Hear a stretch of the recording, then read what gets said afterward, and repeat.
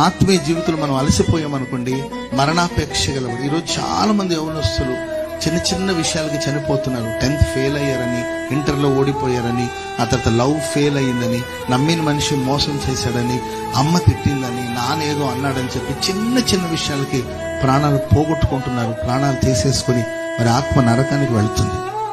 నేను బయట వాళ్ళ విషయం మాట్లాడలేదండి, సంఘంలో ఉన్న మీ గురించి ఈరోజు ప్రత్యేకంగా చెప్తున్నాను.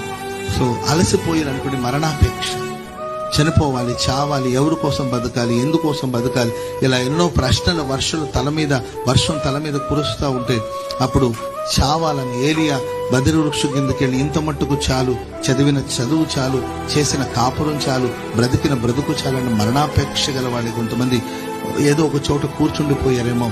సో మీరు ఆ విషయం మీద విజయం సాధించుదురుగాక. ఆ ఏశావు వాసన ఎవరి మీద రాకూడదు, అలసిపోయిన వాసన ఎవరి మీద రాకూడదండి. ఉత్సాహం